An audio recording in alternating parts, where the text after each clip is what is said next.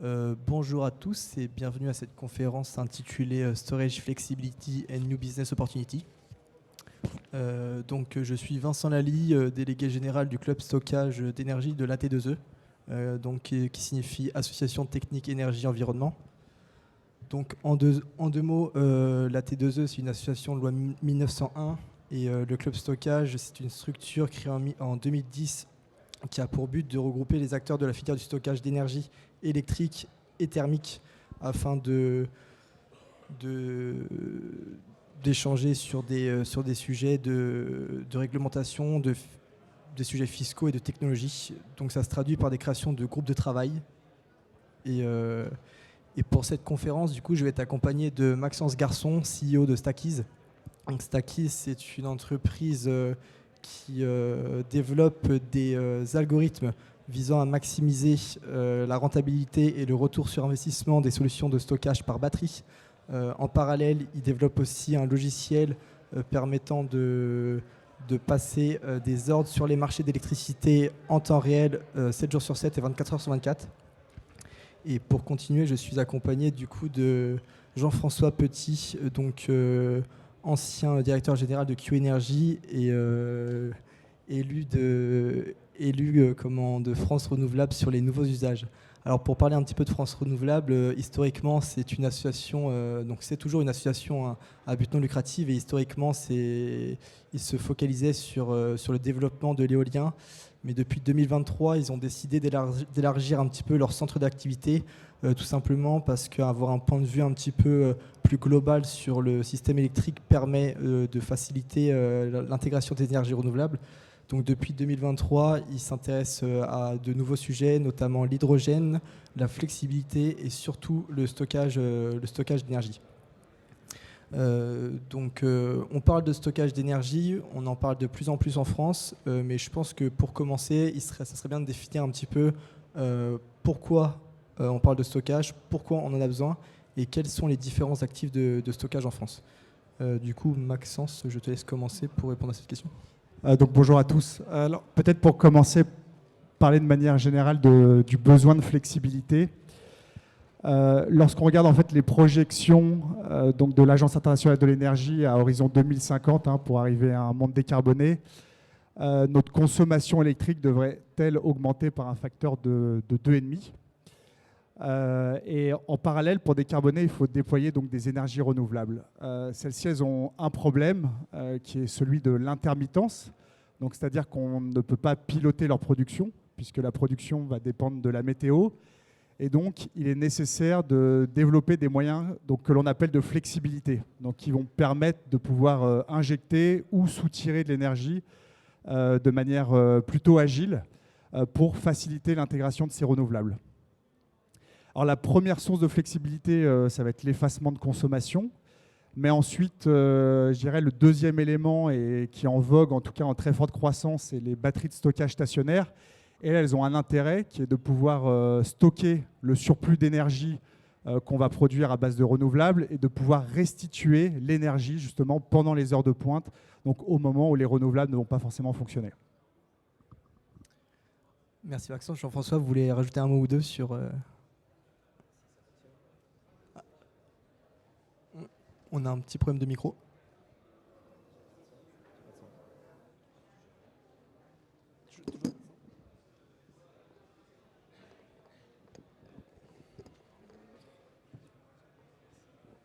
Et là, ça fonctionne un petit peu mieux. Oui, tout à fait.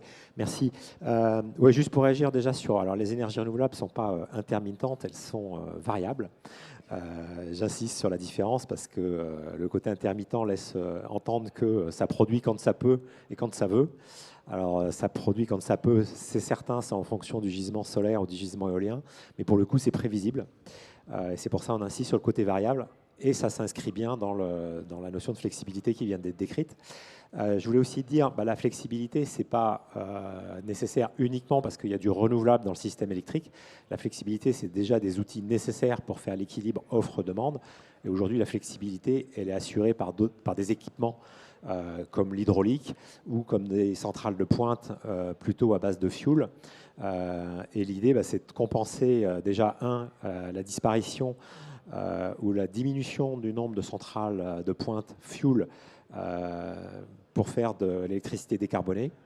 Et c'est aussi, comme on l'a dit avant, puisque dans l'électrification des usages qui a pour but de décarboner autant l'industrie que la mobilité, il va y avoir besoin d'augmenter la production d'électricité. Et alors, si on raisonne que France, en France, on ne va pas augmenter la production électrique du nucléaire au mieux avant 2035, si tout va bien. Et même quand on aura créé les nouvelles centrales nucléaires, ce sera pour maintenir le volume du nucléaire. Donc l'augmentation du volume de production d'électricité ne passera que par du renouvelable, qui pour le coup est variable. Et donc oui, on a besoin d'augmenter la flexibilité, les outils de flexibilité sur le réseau électrique français. Donc, comme on vient de vous l'expliquer, de la flexibilité, on en a besoin. Des actifs de flexibilité, il y en a plusieurs, mais un qui se développe beaucoup aujourd'hui en Europe et aussi en France, c'est les batteries. Alors, moi, j'aimerais bien vous poser une question, c'est pourquoi on développe les batteries on a précisé qu'il y avait d'autres actifs, mais du coup, pourquoi les batteries en ce moment? Qu'est-ce qu'elles nous apportent? Quels sont leurs intérêts? Alors, la batterie, le stockage, et c'est bien de le préciser, il y a plusieurs façons de stocker l'énergie. Là, on va faire un focus sur le stockage par batterie, justement, qui a pas mal d'avantages. Déjà, c'est le plus réactif et le plus précis pour les différents services qu'on va pouvoir lui demander. Alors, on va détailler les services un petit peu plus tard. Mais déjà, c'est en termes de performance. C'est un outil très performant et dédié à différents services de flexibilité. Et l'idée, c'est de substituer justement aujourd'hui des outils qui travaillent au service de la flexibilité, notamment les machines tournantes, des machines tournantes issues soit du thermique, soit de l'hydraulique. Mais c'est de dire ces machines tournantes, on va les dédier à 100% à la production d'énergie pour optimiser et rationaliser leur production. Et la flexibilité, on le fera soit exclusivement par de l'effacement, ce n'est pas le sujet du jour, soit par du stockage. Donc le stockage par batterie, il vient de là. On a des temps, avec le stockage, on a des temps de réaction assez imbattables. Et on peut, avec le même outil, en fonction de la façon dont on va le configurer, on peut adresser simultanément, ou en tout cas de façon successive, un certain nombre de services. Ça commence par l'équilibrage réseau, bien évidemment, régulation de fréquence primaire, secondaire.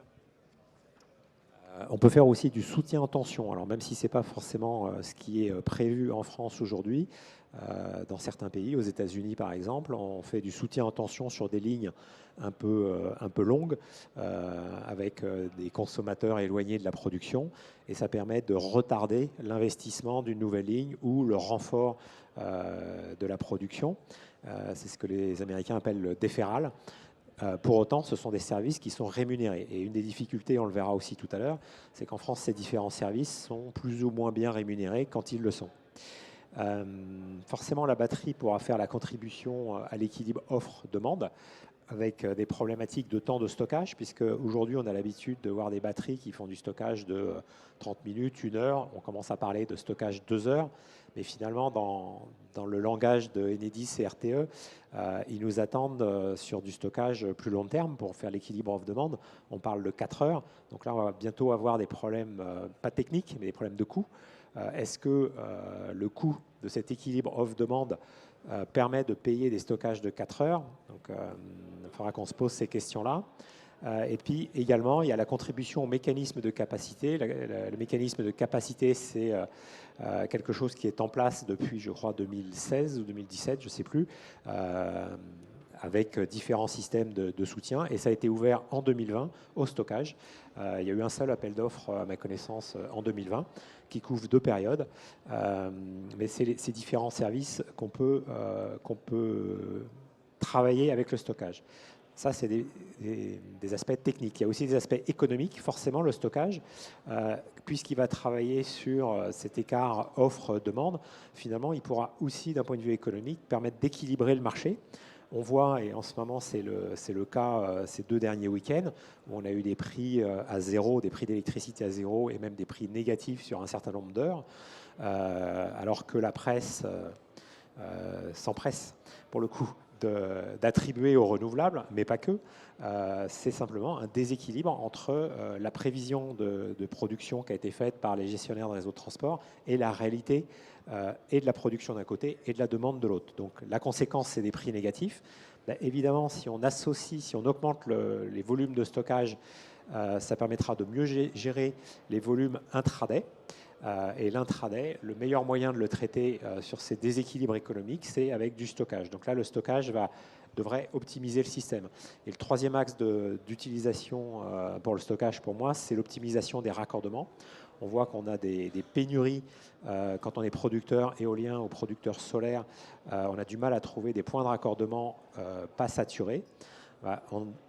En optimisant un raccordement, en intégrant dans le design et l'outil de production PV ou éolien et le stockage, on devrait pouvoir désaturer des postes. Le problème qu'on rencontre aujourd'hui, c'est qu'avec les gestionnaires de réseaux de transport, le stockage est considéré comme un outil de production. Et finalement, dans les études qui sont faites sur les postes de raccordement, les postes sources, on est considéré comme un cumul de puissance à raccorder plutôt que comme une optimisation. Pour autant, c'est possible.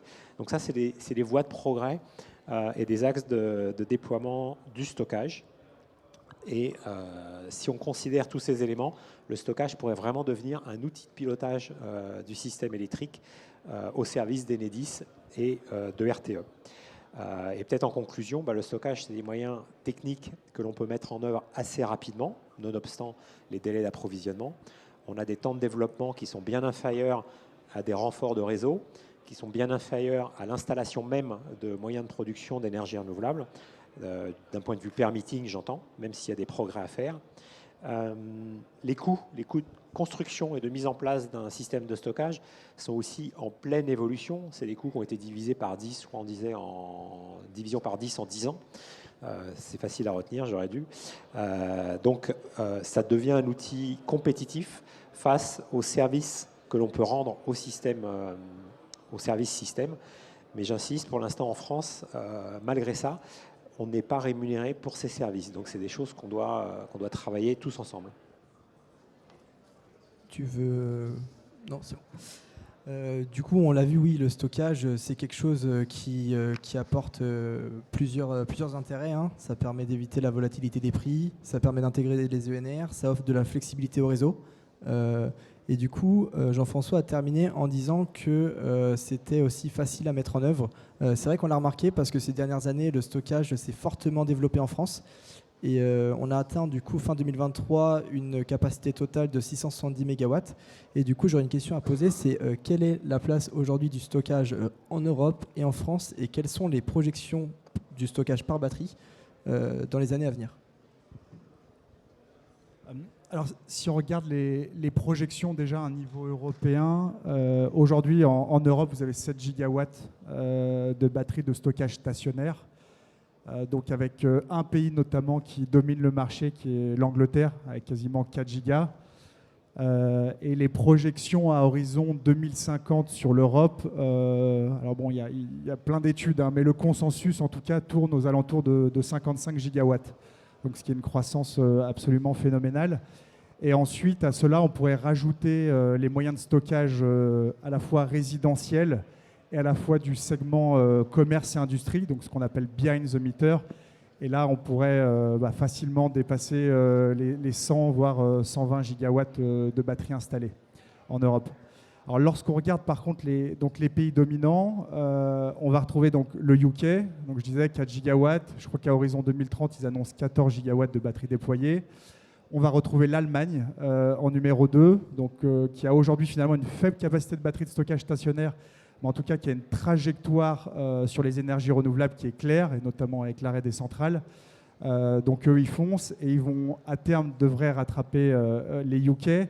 Et ensuite, on trouve des marchés aussi intéressants comme l'Italie et l'Espagne, où alors pour l'instant, il y a peu de capacités installées, mais notamment, il y a des incentives du gouvernement qui sont relativement importantes et qui commencent à être mises en place. Et donc là aussi, on s'attend à des capacités élevées. Si on regarde le marché français, donc tu l'as dit, c'est à peu près 700 MW de batteries installées à la fin de l'année. Les projections, donc c'est assez compliqué en France, hein, on est toujours l'élève compliqué. Lorsqu'on regarde les demandes de raccordement donc, qui sont faites auprès d'RTE, RTE a actuellement en demande 6 gigawatts de batterie, donc ce qui est absolument colossal. Sachant que tous ces projets ne verront pas le jour. Alors d'un côté, on va retrouver les études d'RTE, donc RTE qui fait différents scénarios de bouquet de flexibilité. On a un scénario où on serait complètement nucléarisé, ce qui est peu probable. Donc c'est un scénario qui indique 1 gigawatt de batterie installée à horizon 2030. À l'inverse, vous avez un scénario qui dit 100% renouvelable, où là le besoin serait de 20 gigawatts. Et donc la réalité, elle est au milieu. Sauf que RTE aujourd'hui, là, je pense que la filière stockage en a besoin, enfin il n'y a pas qu'RTE, mais c'est toutes les régulations qui sont autour, de donner une direction claire sur à la fois les énergies renouvelables, puisqu'en plus on vient d'annoncer le lancement d'EPR, faut-il encore pouvoir les fabriquer, et pour justement donner une lignée à l'industrie du stockage et savoir dans quelle direction on va par rapport à certains pays. Donc là-dessus, oui, c'est ce que je pourrais dire. Et donc le consensus, c'est, je dirais, 6 gigawatts de batterie en France à horizon 2030. Pour compléter ce qu'a dit Maxence, l'ADEME a sorti un rapport il y a un petit mois aussi sur ce sujet-là. Ils estiment que selon leur scénario, donc S1, S2, S3, S4, on aurait un besoin entre 800 et un peu plus de 20 gigawatts de batterie. Donc je rejoins quand même complètement Maxence là-dessus. On a besoin d'une trajectoire assez claire, parce que il y a quasiment un facteur 30 entre les deux. Et on peut pas développer en fait cette filière, on peut pas arrêter de la développer puis la relancer dans quelques années si on n'a pas de directive précise. Est-ce que Jean-François, tu veux ajouter quelque chose ? Ouais, moi je voulais rebondir sur la France. On a des besoins, comme ça a été dit, il y a des besoins de stockage et de volume avec des perspectives sur un spectre assez large suivant la manière dont on justifie le stockage. Déjà, je voudrais commencer par dire le stockage, c'est pas une fin en soi. Le stockage, c'est un outil de flexibilité, encore une fois, parmi d'autres, mais c'est un des outils de flexibilité les plus performants et certainement les plus économiques. Donc, allons-y. Mais il faut garder en tête que c'est pour promouvoir une électrification des besoins et une décarbonation des besoins. Donc, c'est au service de cet objectif. Donc, sous-entendu, en particulier, développer plus d'énergie renouvelable, plus d'énergie éolienne et solaire. Donc, faut le garder en tête vis-à-vis des différentes évolutions réglementaires et même tarifaires qu'il faut faire ou fiscales. Donc, réglementaire, le permitting, c'est pas le plus compliqué, mais il y a quand même des choses à améliorer pour le stockage, des choses à cadrer. Par exemple, c'est un outil ICPE qui relève des ICPE, mais il faut l'améliorer. L'ICPE n'a pas été créé pour le stockage.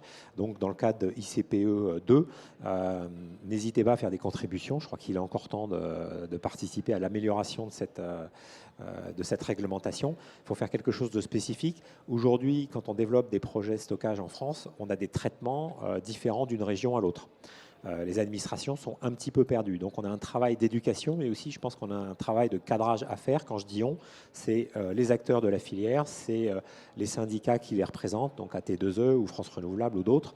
On a un travail, mais ce travail, il est au service des adhérents. Donc, vous qui êtes acteurs de la filière, n'hésitez pas à vous rapprocher de vos syndicats de référence pour communiquer et on fera les contributions qui vont bien. Donc, ça, c'est pour le permitting, c'est pour l'ICPE. Pareil sur la fiscalité, en ce moment il y a la révision du TURP, on avait le TURP 6 qui ne prévoyait pas du tout le stockage, et le stockage c'était un outil de production ou de consommation comme un autre, et en gros on était taxé à l'entrée et à la sortie. On voit bien que ça n'a pas de sens, donc il faut améliorer dans le cadre du TURP 7 la manière dont sera traitées les batteries. Donc ça à nouveau, en tant qu'acteur, vous pouvez faire entendre votre voix, mais n'hésitez pas à le faire à nouveau auprès de vos syndicats. Vis-à-vis aussi d'Enedis et RTE, tu citais les volumes de raccordement qui sont assez énormes. Moi, ça me rappelle les débuts de l'éolien où sur chaque poste de raccordement, on avait des dizaines, pour ne pas dire des fois centaines de projets qui déposaient des demandes de raccordement sur le même poste. Enedis était perdu, désemparé. Donc, c'est la filière qui s'est pris par la main, qui s'est dit, effectivement, il faut faire des demandes par rapport à des vrais projets. Donc on a donné la priorité aux projets réels, aux projets autorisés. Mais il faut aussi que Enedis, RTE, propose des outils qui fonctionnent pour nous, filières, pour nous donner de la visibilité. Il ne faut pas que 10 acteurs demandent la même puissance, enfin la même demande de raccordement sur le même poste, si dès la première demande, Enedis ou RTE indiquaient que ce poste était saturé. Ils vont faire 9 fois l'étude pour le même résultat, donc il faut mettre à disposition sur les serveurs et les services disponibles en ligne de Enedis et RTE, une certaine visibilité. Donc c'est un travail itératif que l'on doit faire avec eux, mais je pense qu'on peut progresser là-dessus. Moi je pense qu'il faut jouer gagnant-gagnant, il ne faut pas mettre tout à charge du côté du gestionnaire de réseau. Ils ont besoin de nous, stockeurs d'énergie. On a des services à leur rendre, ils en ont conscience, ils l'expriment auprès, encore une fois, de vos syndicats. Donc il ne faut pas qu'on les charge de trop, il faut qu'on leur apporte des solutions. Donc c'était un petit peu ça ce que je voulais apporter. Et le dernier point, il y a un autre outil en ce moment qui est en discussion, c'est le SDDR, donc c'est le RTE qui fait un travail de planification d'investissement sur ces réseaux et qui, à nouveau, considère le stockage comme au même titre qu'un outil de production, le solaire ou l'éolien. Eh bien non, le stockage est un outil qui peut permettre de désaturer certaines zones du réseau et il doit être traité de cette manière-là. Donc je pense qu'il faut qu'on insiste là-dessus.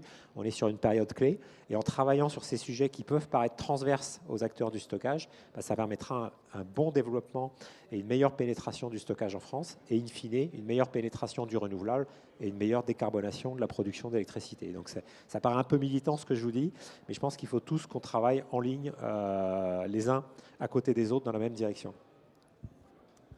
Merci Jean-François. Tu penses que... Ok. Du coup, comme on vous l'a bien expliqué, le stockage, du coup, on en a besoin. On essaye donc de montrer au pouvoir public et aux gestionnaires de réseau que le réseau en général en a besoin. D'ailleurs, pour donner un exemple, ce que la T2E a fait l'année dernière, c'est qu'en regroupant les acteurs de la filière, on a un petit peu poussé RTE à réouvrir le marché de la réserve secondaire en France, qui est un marché donc, qui est un moyen de modélisation très attendu cette année. Et du coup, je vais justement donc solliciter Maxence sur ce sujet. Parce que donc, les batteries, c'est bien, mais on a un besoin de les monétiser. Pour développer la filière, on en a besoin. Alors Maxence, j'aimerais bien que tu nous expliques comment est-ce qu'on peut monétiser un outil de stockage batterie, s'il te plaît. Donc, alors ça dépend dans quel pays on va situer, mais si on regarde la France aujourd'hui, il y a plusieurs mécanismes en tout cas qu'une batterie techniquement peut adresser. Il n'empêche que le premier mécanisme de marché qu'une batterie va adresser, ce sont les services systèmes. Et on va retrouver ce que l'on appelle la fréquence primaire. Donc la fréquence primaire a pour vocation à arrêter les variations de fréquence. Donc c'est-à-dire que RTE va pouvoir appeler cette réserve lorsqu'il va avoir des variations à la hausse ou à la baisse de la fréquence de manière complètement automatique. Donc ce besoin de réserve, à l'échelle européenne, il est de 3000 MW. En France, il est de l'ordre de 600 MW. Et jusqu'à présent, puisqu'il n'y avait pas suffisamment de batteries qui étaient en mesure de participer à ce mécanisme de marché, on retrouvait les centrales à gaz. Et donc l'intérêt, en tout cas pour le stockage qui était déployé, est qu'elle pouvait bénéficier en fait des prix d'appel d'offres du gaz, donc le mécanisme du merit order, et toutes les batteries jusqu'à quasiment mi-2023, on va dire, avaient des revenus qui permettaient de garantir leur rentabilité. Sachant même que lorsqu'on regarde les pics de la crise énergétique, qui est, je crois que c'était à peu près le mois d'octobre 2021, on a vu des prix de rémunération qui étaient 10 fois, voire 15 fois supérieurs au seuil de rentabilité d'une batterie. Et certains acteurs ont même réussi à payer leur batterie en 1 ou 2 ans pendant cette période. Néanmoins, ce n'est plus le cas. Aujourd'hui, le prix de la fréquence primaire, puisqu'il y a trop de batteries qui participent à ce marché, donc ce marché s'est cannibalisé, a extrêmement chuté. Et donc, les prix de rémunération de la fréquence primaire sont inférieurs à 1 euro du mégawatt par heure, quand le seuil de la rentabilité d'une batterie d'une heure devrait être aux alentours de 8 euros. Et je dirais, pour avoir un TRI supérieur à 10%, il faudrait plutôt être de l'ordre de 12 euros, quoi. Donc actuellement, il y a un véritable problème de rentabilité sur ce mécanisme. Et donc, tu l'as dit à juste titre, il y a un nouveau mécanisme qui va ouvrir, donc qui s'appelle la réserve secondaire. Donc pareil, c'est un service système rémunéré, piloté par RTE. Donc là, qui a pour objectif de ramener la fréquence à 50 Hz. Donc le besoin en France moyen, je crois qu'il est aux alentours de 700 MW. Et donc là, on va retrouver la participation de centrales thermiques, donc avec des niveaux de rémunération qui vont venir donner un second souffle aux batteries. Néanmoins, on va retrouver le même problème en fait, à terme de cannibalisation de ce marché, puisque si on l'associe entre le besoin FCR et le besoin de la réserve secondaire, rapidement, il y aura suffisamment de batteries qui vont participer à ces mécanismes de marché et qui vont automatiquement faire baisser les revenus qui sont associés. Donc, il n'empêche que la réserve secondaire, tout le monde l'attend. Elle a ouvert en énergie aux batteries fin novembre l'année dernière et devrait ouvrir donc, en capacité cet été. Je crois qu'il y a des petites modifications là qui sont en cours, notamment avec l'intégration à la plateforme Picasso. Mais voilà. Ensuite, vous avez un autre mécanisme de marché. Là, peut-être je vais laisser la main à Jean-François sur le mécanisme de capacité. Moi, j'aurais juste une question à te poser. Qu'est-ce que tu appelles ouvert sur l'énergie et ouvert sur la capacité? Si tu peux juste rentrer un petit peu dans ce détail. En fait, c'est simplement que vous allez être à la fois, lorsque la capacité, donc vous allez être rémunéré par le gestionnaire de réseau en fait, à la réservation de votre actif. Donc, si vous voulez un peu la veille pour le lendemain, vous allez déclarer une disponibilité. Et le gestionnaire de réseau, en fonction d'un appel d'offres, va vous sélectionner pour pouvoir participer à ce mécanisme, donc aussi bien à la hausse ou à la baisse, c'est-à-dire donc injecter ou venir soutirer de l'énergie selon le besoin. Et ensuite, vous allez être rémunéré à l'activation de cette énergie, donc à l'énergie. Donc vous l'avez bien vu, les services systèmes, ils ont cette double rémunération possible, ce qui est fortement intéressante. Donc merci Maxence. Maintenant, il y a encore d'autres marchés dont on va discuter, dont notamment un qui a bien fonctionné récemment, c'est l'appel d'offres long terme. Alors Jean-François, je vous laisse en parler un petit peu. La OLT, tu veux dire? Ouais, la OLT, ouais. Ah, l'OLT, oui, ça. Alors moi, je ne dirais pas qu'il a très bien fonctionné. Il a le mérite d'exister déjà. C'est pas mal. Il a déjà cette vertu. Donc l'AOLT, de quoi s'agit-il? Alors on est sur le mécanisme de capacité, comme je disais tout à l'heure, qui est un mécanisme qui est déjà en place, qui était plutôt ouvert à l'effacement et sur demande de l'Europe justement d'avoir la neutralité un peu des appels d'offres. Il a été décidé d'ouvrir des mécanismes de capacité au stockage et donc a été mis en place cette AOLT. Alors LT, c'est appel d'offres AO, appel d'offres LT long terme. Alors long terme, dans l'esprit des gens qui l'ont mis en place, c'est 7 ans. Alors quand on investit dans des projets éoliens ou solaires, 7 ans, c'est très court. Dans le stockage, c'est pas court, c'est pas suffisant, c'est intermédiaire. Donc ça part d'un bon sentiment, c'est un peu mieux qu'un an, c'est 7 ans. Donc ça donne un petit peu de visibilité, ça donne plus de visibilité que les marchés courts, les marchés fréquences qu'a indiqué Maxence juste avant, c'est à la journée, c'est la veille pour le lendemain. Donc même si on a une certitude que ce marché existe, n'empêche que tous les jours on se remet en question, tous les jours on bide, on gagne pas. Donc c'est un enjeu assez important vis-à-vis des investisseurs, vis-à-vis des banquiers qui vont venir financer les actifs de stockage. C'est pas très rassurant. Alors que la OLT, on va voir à quel point il est rassurant, mais au moins il donne de la visibilité sur 7 ans. Donc pour le stockage, ça a été ouvert en 2020. En 2020, il y a un appel d'offres qui portait sur 2 périodes de 7 ans. Une première période qui était 2021-2027 et une deuxième période 2022-2028.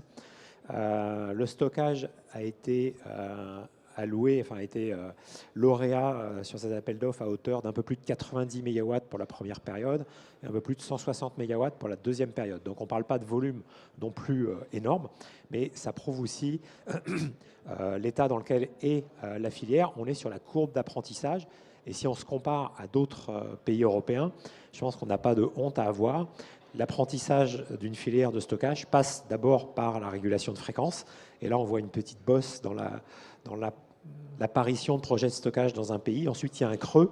C'est le temps d'apprentissage des opérateurs, des banquiers et aussi des opérateurs de réseau. Et après, on rentre vraiment dans les services systèmes. Et là, on a on a les objectifs 10, 15, 20 gigawatts ou plus. Je pense que personne n'est devin là-dessus. Alors pour rester sur la OLT, sur ces périodes de 7 ans, ça permet d'avoir un paiement fixe garanti en puissance, pour autant que vous êtes disponible sur le réseau. Et les tarifs qui ont été retenus sont de l'ordre de 28 000 29 000 euros du mégawatt par an pour les gens qui ont été lauréats.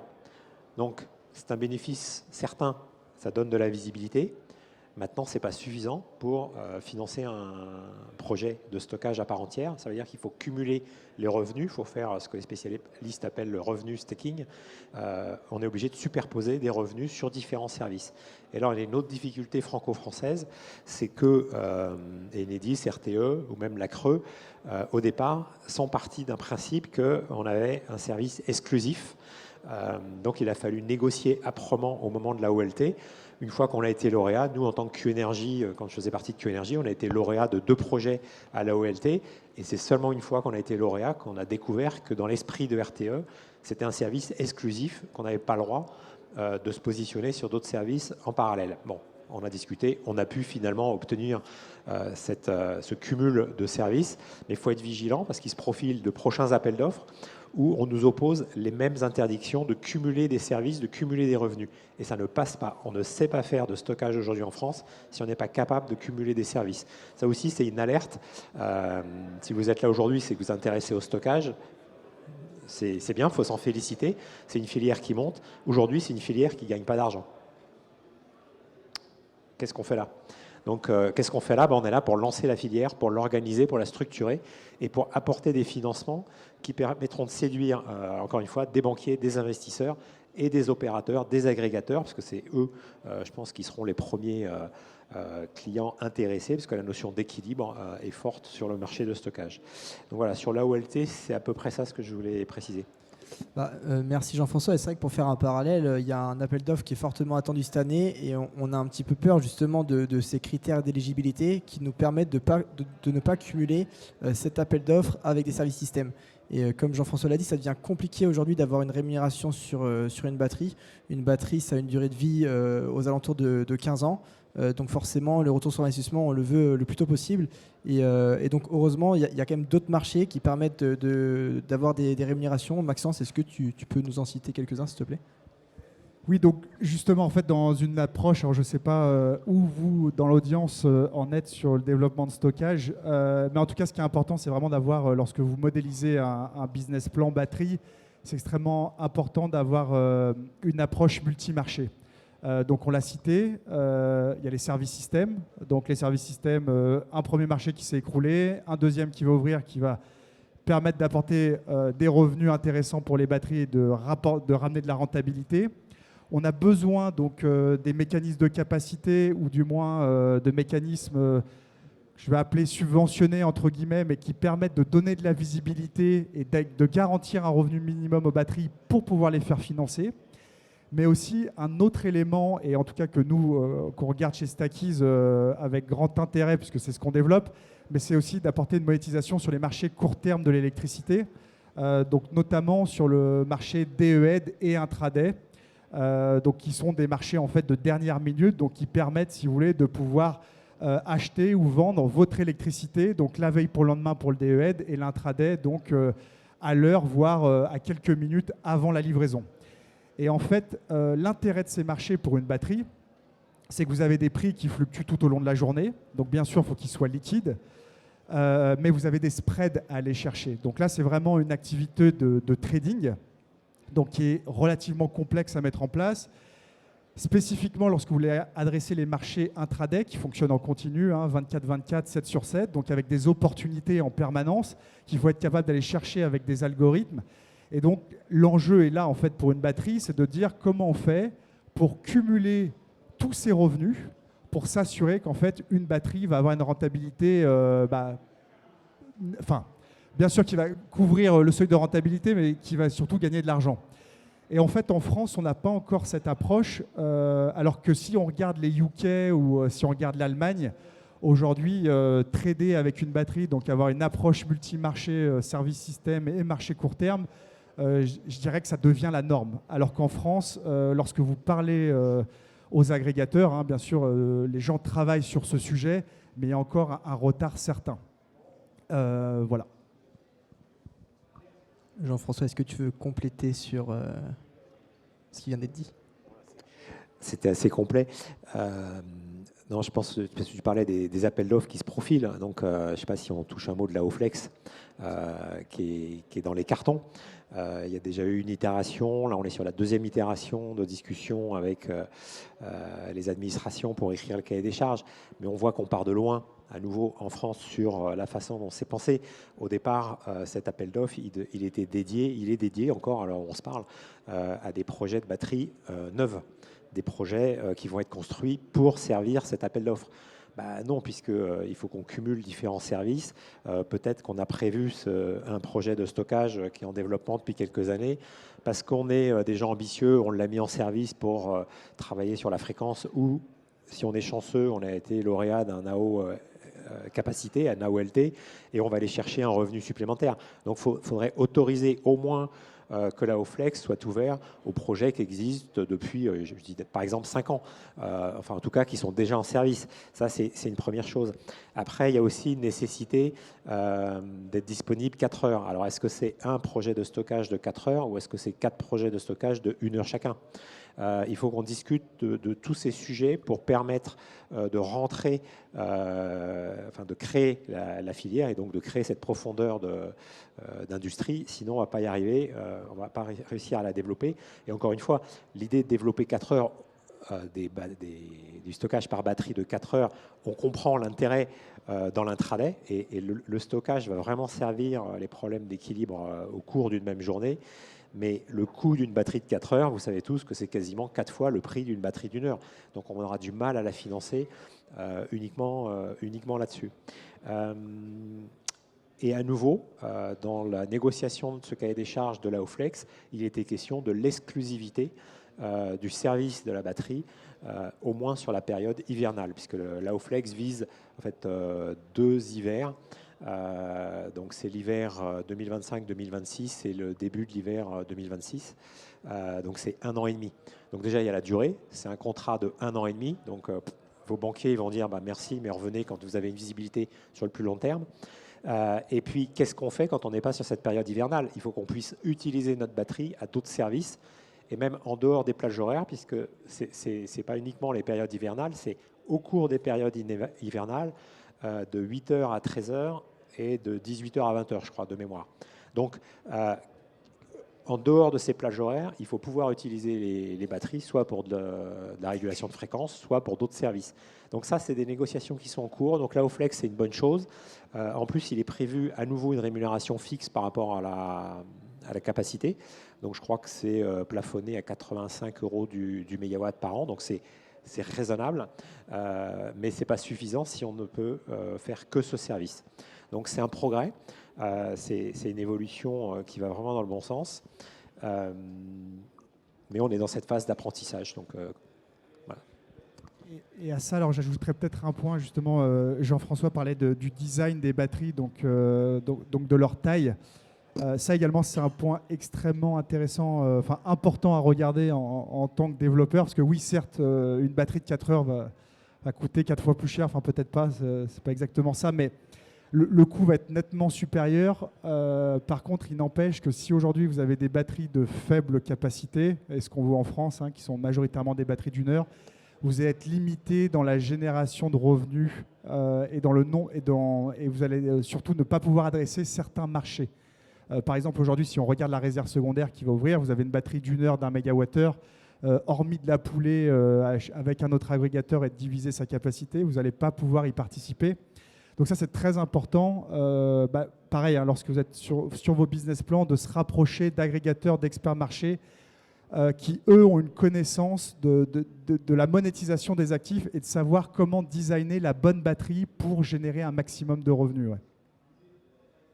Et alors, je rebondis sur ce que tu disais, parce que justement, c'est un dialogue, je pense, entre nous, acteurs du stockage, et les gestionnaires de réseau qui ont un besoin d'usage. Et autant eux attendent de nous que nous, on attend d'eux la définition de la spécification de ce que c'est qu'un stockage, un bon stockage. Et c'est ni eux tout seuls, ni nous tout seuls qui pouvons le définir. La programmation, le design d'un stockage va se faire en fonction des besoins du réseau. Donc, il faut qu'il y ait un dialogue entre les deux. Donc, il ne faut pas qu'on reste chacun dans notre coin, il faut vraiment qu'on aille créer ce dialogue avec eux. Donc ça, c'est quelque chose qu'il faut mettre en place. Et si je peux me permettre, tu n'as pas posé la question, mais on n'a pas parlé de l'hybride. Faire un hybride d'un projet de stockage avec un projet solaire, avec un projet éolien, ou que sais-je. C'est un mot à la mode. Je prends la parole pour en parler, mais je ne vais pas vous dire grand-chose. Aujourd'hui, à l'heure où on se parle, en tout cas en France, je trouve que c'est, attention, une fausse bonne idée. Pourquoi ? C'est quelque chose qui fonctionne dans beaucoup de pays où on a notamment des spreads. Tu évoquais, alors ceci dit, les choses changent même en France. Hein, mais aujourd'hui, en France, on a une situation de marché où le spread n'est pas si fort que ça, donc les écarts à la hausse et à la baisse, et ne permettent pas nécessairement de justifier l'économie d'une batterie que vous associeriez à un projet solaire. Pour autant, intellectuellement, on se dit ça fait sens, je vais écrêter le pic de midi, je vais produire un peu plus avant, un peu plus après. Donc, pareil, c'est quelque chose sur lequel il faut faire de la R&D, du développement. Je sais qu'il y a des opérateurs, des développeurs qui se lancent sur ces projets, et c'est ce qu'il faut faire. Il faut avancer, mais en se disant, aujourd'hui, c'est exploratoire, et l'évolution du marché nous dira si c'est une solution. Mais là où je voulais en venir, c'est que l'hybride en France, c'est pas nécessairement, il faut le penser large. C'est pas nécessairement une batterie accrochée au même poste de livraison qu'un projet solaire ou qu'un projet éolien. C'est à l'échelle d'un producteur, d'un IPP, ou à l'échelle d'un agrégateur, il faut raisonner large. J'ai des outils de production, j'ai un stockage et je sais gérer mon électricité de bien meilleure façon et de façon beaucoup plus souple vis-à-vis du gestionnaire de réseau. Ça oui, l'hybride dans ce sens-là, il fait déjà sens aujourd'hui en France. Par contre, il faut élargir le scope. Ce n'est pas juste à l'échelle macro d'un projet solaire, d'un projet éolien. Voilà, c'est une petite précision que je voulais faire. Bah, du coup, merci à vous deux. Nous, on est rendu à peu près au bout de ce qu'on avait à dire. On vous laisse garder quelques minutes si certains d'entre vous voulaient nous poser des questions. Comment ? Oui.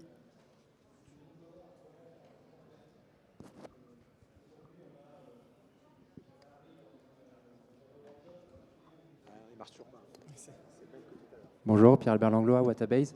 Question pour Jean-François. Je reviens sur ton sujet sur la colocation avec des sites hybrides éoliens, PV plus stockage. Ce que tu dis, ça tient si on ne paye pas le TURP au soutirage avec du stockage. Oui. Oui, tout à fait. Et ce qui je pense, doit être un objectif pour la filière. Voilà. Mais tu as bien fait de le préciser. Oui, bonjour. Peter Klaus, je viens d'Allemagne, et donc c'est une question un peu allemande. Alors, vous avez toujours parlé de mégawatts, de gigawatts, donc essentiellement ça sert pour la stabilisation du réseau. Mais lorsqu'on parle chez nous de la fameuse Dunkelflaute, peut-être vous avez déjà entendu dire le mot, donc une semaine pendant le mois de janvier, pas de soleil et très peu de vent, on aura besoin de terawattheures. Donc, de quelle manière allez-vous attaquer ce sujet-là? Est-ce que je peux vous demander de répéter votre question parce que je n'ai pas tout intégré, pardon. J'ai dit, lorsque en Allemagne, on parle de 100% renouvelable et il y a une semaine pendant le mois de janvier, normalement ça se passe toujours dans cette période-là, où il y a très peu de vent et du soleil, on ne parle même pas. Donc, le besoin, ce n'est pas en gigawatts ou en mégawatts, mais en terawattheures. Donc, en capacité, en volume, je crois, c'est ça le terme que vous utilisez. Donc, de quelle manière allez-vous attaquer ce genre de capacité et de besoin? Alors, personnellement, je ne peux pas vous répondre. C'est-à-dire que de notre côté, on ne développe pas d'actifs de stockage. Et de là se prononcer à parler de terawatts en besoin de stockage, me semble assez éloigné en tout cas de ce qu'on voit et de la réalité. Donc après, je ne sais pas, c'est peut-être des croyances, hein, mais je ne partage pas forcément les vôtres. Moi, J'allais répondre quelque chose de similaire. Pour moi, le stockage par batterie n'est pas la réponse à cette problématique. Là, on est dans la problématique du mix énergétique au sens large, pour lequel en France, chacun en pense ce qu'il veut. Le mix énergétique, c'est du nucléaire et du renouvelable, enfin le mix énergétique de demain. Et là, ça permet d'atténuer globalement ce type de problème de production. Mais je pense qu'en aucun cas, et en tout cas avant très longtemps, la batterie, le stockage par batterie ne répondra pas à ce point. C'est des stockages beaucoup plus long terme. Le stockage batterie et même... 15h30 à 16h30, le club solaire métropolitain vous convie pour célébrer les 1 an du club. Un moment convivial d'échanges et de rencontres qui se passera salle Saint-Clair. Merci de la précision. Non, même il y a une étude d'EDF sur le net zéro émission qui prévoit un certain nombre de choses à échéance 2050. Et il précise dans cette étude beaucoup de choses très volontaires sur l'électrification des usages, beaucoup de choses sur le maintien du nucléaire, mais pas plus de production nucléaire qu'aujourd'hui, mais au moins le maintien. Donc ça veut dire une baisse en proportion, une forte augmentation du renouvelable. Et le stockage, comment il le positionne? Il le positionne justement pour compenser les problèmes d'équilibre, surtout sur l'intraday. Donc on est sur les problématiques à la journée. Mais sur le long terme, ce n'est pas le stockage par batterie qui apporte la solution. Mais pour compléter, c'est pour ça il y a plusieurs solutions de stockage. Hein. Le but de cette conférence, c'était quand même de se centrer sur le stockage batterie. Après, c'est vrai qu'il y a du stockage intersaisonnier dont on parle beaucoup, qui ne se développe peut-être pas assez vite en France. Mais je pense que ça répondrait plutôt à votre question sur ce sujet. Je ne m'attendais pas à une batterie de l'ordre de 10 TWh. Ok, très bien, merci. Il y a une question juste derrière vous, s'il vous plaît. Bonjour à tous, Mourati Karchet de Institut Vidécom. On nous charge beaucoup de regarder la capacité du véhicule électrique à être demain un moyen de flexibilité. On l'assimile parfois à du stockage et on le regarde aussi à côté du stockage diffus, de petites capacités de stockage dans les bâtiments. Comment ce que vous appelez l'hybridation, comment vous regardez ça? Est-ce qu'il y a l'espoir que demain le véhicule électrique participe comme un moyen de stockage ou vous ne le voyez pas trop venir? Merci. Vous voulez répondre? Moi, tu veux? Vas-y, je compléterai sur les alors, si j'ai bien compris votre question, c'est est-ce que la mobilité peut apporter de la flexibilité et aussi un petit peu de réserve? C'est ça. Alors, à la fois oui et non. Il y a plusieurs moyens d'utiliser la mobilité électrique. Aujourd'hui, un moyen simple de le faire, c'est la tarification horaire, donc charger à des moments stratégiques la batterie. Ce qui va être fait bientôt, c'est le smart charging, donc c'est que la batterie se charge à des moments où le prix de l'électricité est peu coûteux. Donc c'est un autre moyen de flexibilité. Et le dernier, ça serait de faire du V2G. Donc c'est-à-dire que le véhicule rend des services au réseau. Donc en soi, oui, c'est une solution, mais aujourd'hui, ce n'est pas quelque chose dont on est sûr qu'il pourrait être mis en œuvre plus tard. Je pense que je peux laisser un petit peu... Non, mais là-dessus, moi, je voulais rebondir sur le véhicule to grid. Alors, peut-être ça va se faire en plusieurs phases. On va retrouver le véhicule to home, donc qui permettra justement de pouvoir utiliser la batterie de son véhicule pour faire de l'autoconsommation chez soi. Et en effet, il y a le véhicule to grid, donc là, qui permet vraiment d'alimenter le réseau. Moi, personnellement, j'y crois beaucoup. Il y a Renault, notamment avec la Renault 5 qui va être commercialisée, qui vient avec une offre V2G. Par contre, arriver à intégrer ces batteries au réseau, il faut arriver à pooler une capacité, puisque ce n'est pas un seul véhicule qui va être en mesure de répondre aux besoins réseau. Et donc, tout l'enjeu, il est là. C'est la façon dont ça va se faire, par quels acteurs, etc. Par contre, il y a toute une filière qui se développe autour de ça. Et j'y crois beaucoup. Merci. Bonjour, Salvatore Stellitano de la R&D d'EDF. Je me permets de rebondir sur ce sujet parce que nous, on a lancé une filiale qui s'appelle Drive sur le véhicule to grid. Et en 2022, en février, RTE a certifié cette technologie. Donc c'est la borne de recharge qui est bidirectionnelle, qui est compatible aujourd'hui que pour les Nissan Leaf, qui sont des véhicules qui sont V2G compatibles depuis 2014, et pour uniquement les flottes de véhicules d'entreprise. Donc toutes les entreprises qui ont une flotte de véhicules qui restent donc dans les parkings, voilà, avec des Nissan Leaf, peuvent venir jouer sur la réserve primaire et secondaire depuis 2022. On attend juste le déploiement de ces bornes qui a déjà commencé et donc c'est le plus gros projet aujourd'hui en Europe sur le sujet. Merci. On avait une question devant, si vous voulez bien. Je suis désolé que le sujet dérive un peu sur ça. C'est également pour rebondir sur le point. C'est également quelque chose que l'on fait en Suède. Mais on a l'avantage d'avoir un marché légèrement différent qui est asymétrique. Donc c'est un petit peu plus facile à intégrer et à optimiser. Mais pour ne pas monopoliser le temps, si vous êtes intéressé, vous pouvez aller voir notre stand Flower et juste ici. Belle communication. Est-ce qu'il reste d'autres questions? Ok. Bon, bah, merci à tous pour votre participation. Et je vous souhaite une bonne journée.